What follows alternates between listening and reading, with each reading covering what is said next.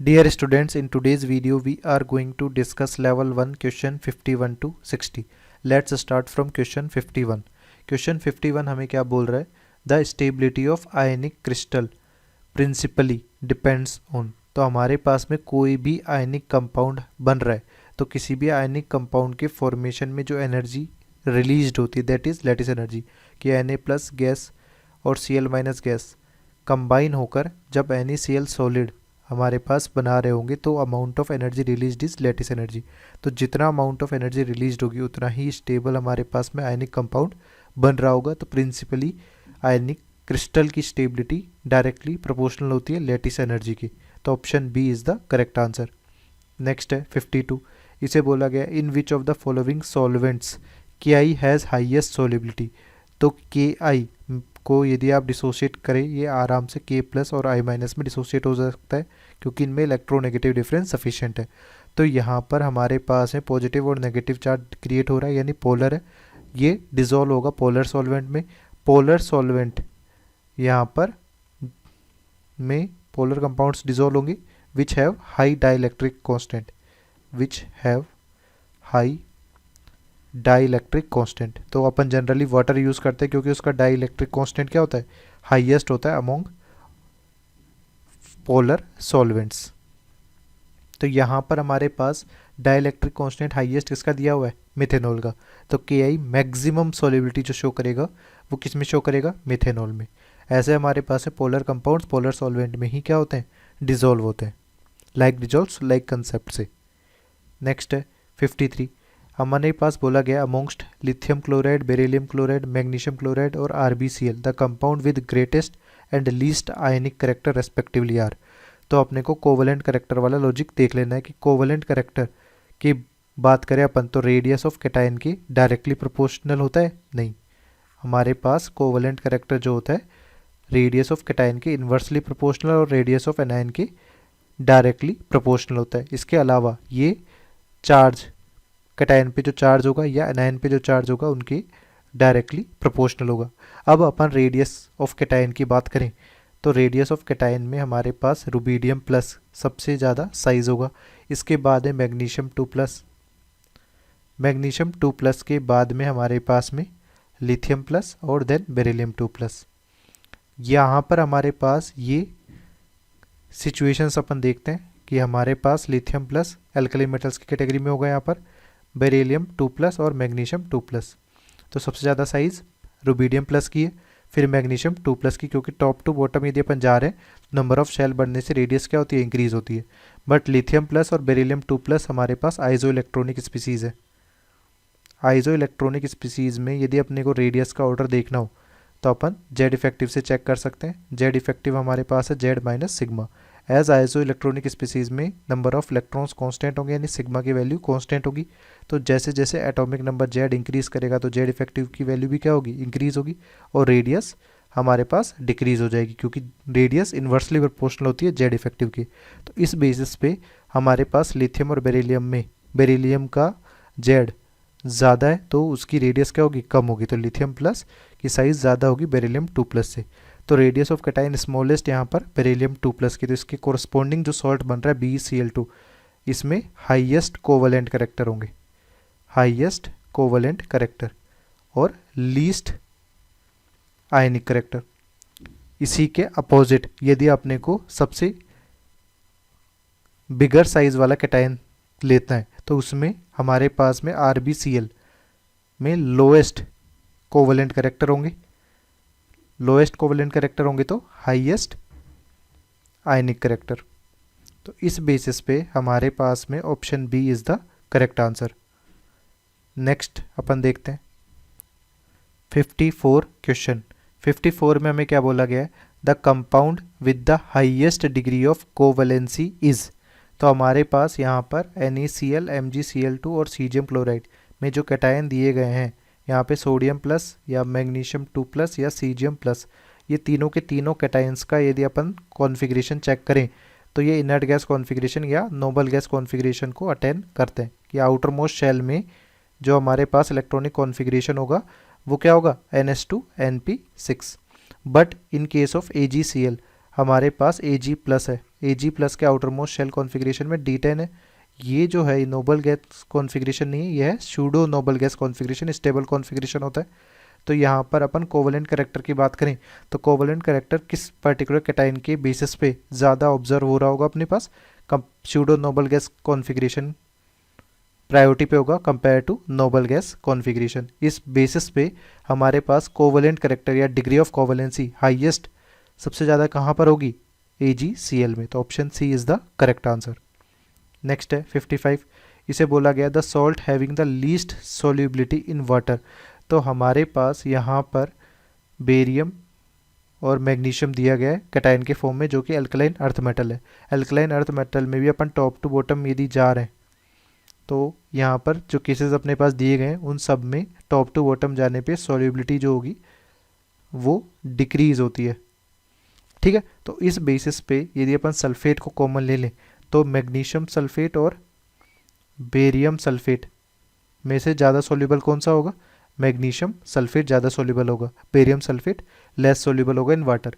But अपने पास 3 case अपन देखें, barium chloride, barium nitrate और बेरियम सल्फेट। अब हमारे पास टॉप टू बॉटम जाने पे रेडियस ऑफ कैटायन जो हो रहा है वो क्या हो रहा था, इंक्रीज हो रहा था।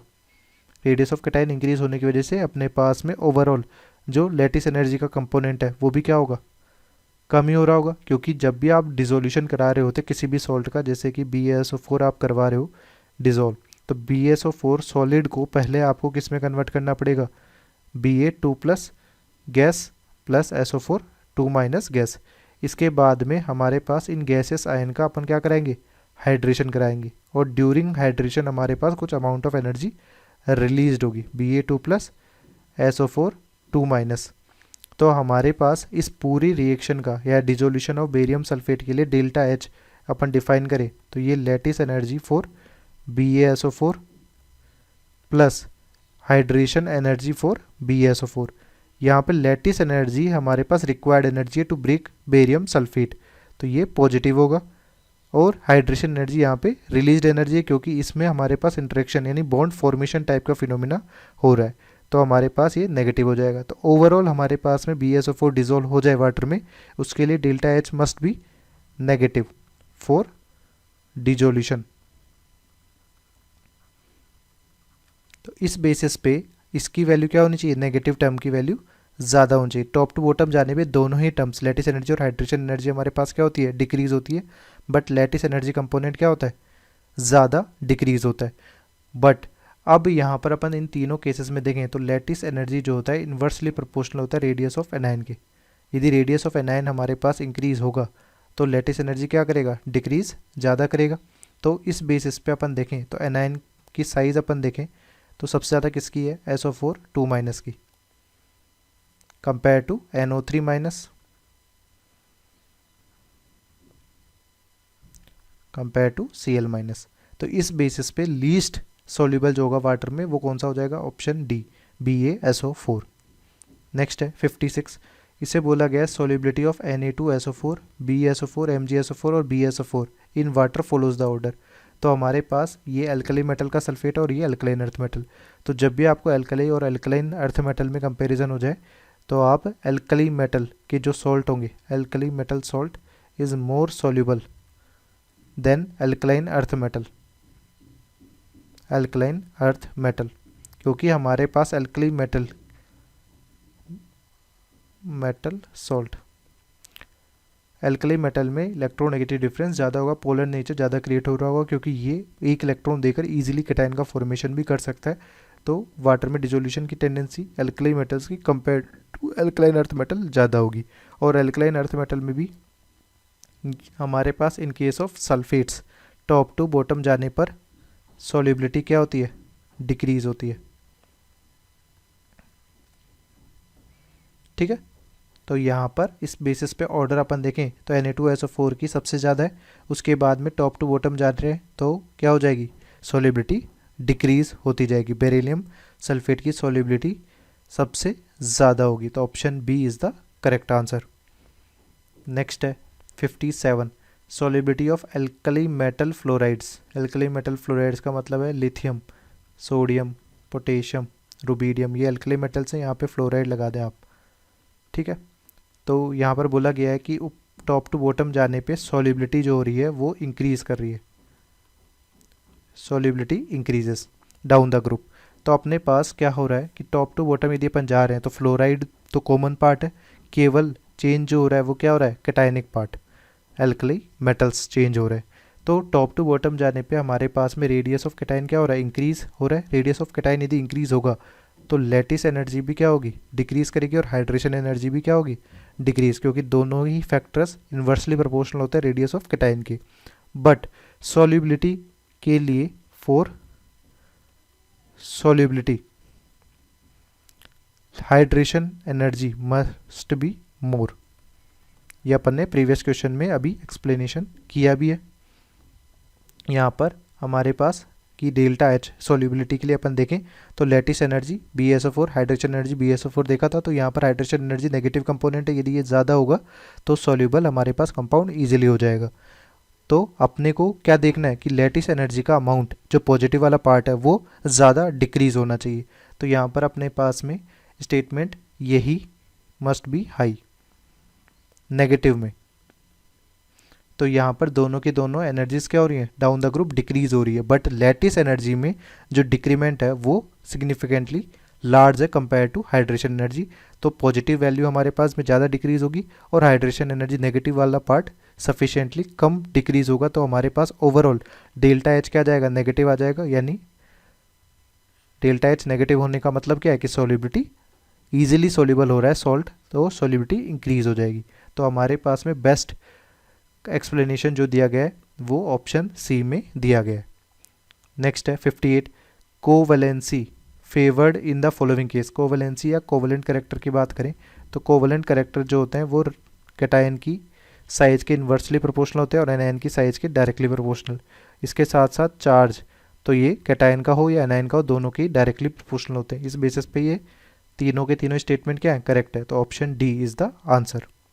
नेक्स्ट 59 में बोला गया है कि हमारे पास मेल्टिंग पॉइंट RB/Br और NaF का दिया गया है, जिसमें डेटा से अपन देखें तो NaF का मेल्टिंग पॉइंट RB/Br से ज़्यादा है। तो मेल्टिंग पॉइंट हाई होने का सिंपल मीनिंग होता है कि ये कंपाउंड ज़्यादा स्टेबल है, और कंपाउंड ज़्यादा स्टेबल होने के लिए रिस्पॉन्सिबल अपन करते हैं कि उनके बॉन्ड स्ट्रॉन्ग बॉन्ड होंगे। तो हमारे पास NaF का मेल्टिंग पॉइंट ज़्यादा है, इसका मतलब इसके अंदर स्ट्रॉन्ग बॉन्ड होगा। स्ट्रॉन्ग बॉन्ड यदि है तो उसकी बॉन्ड स्ट्रेंथ क्या होगी, हाई होगी। बॉन्ड स्ट्रेंथ और बॉन्ड लेंथ में इन्वर्सली रिलेशन होता है, तो बॉन्ड स्ट्रेंथ यदि हाई है तो बॉन्ड लेंथ क्या होगी, लो होगी, ठीक है। तो बॉन्ड लेंथ हमारे पास सिंपली क्या होती है, इंटरन्यूक्लियर डिस्टेंस कैटायन और एनायन के बीच का हाफ। तो इंटरन्यूक्लियर डिस्टेंस हमारे पास यहाँ पर दिया गया है RC + RA। ये वैल्यू ग्रेटर है किसके लिए, RB/Br के लिए। तो RB/Br के लिए इंटरन्यूक्लियर RC + RA की वैल्यू ज़्यादा है, तो इसका मतलब बॉन्ड लेंथ भी क्या होगी, हाइयर साइड होगी। NaF की बॉन्ड लेंथ कम होगी तो बॉन्ड स्ट्रेंथ हाई होगी, इसलिए वहाँ पर मेल्टिंग पॉइंट क्या है, हाइयर है। इसलिए option D is the correct answer.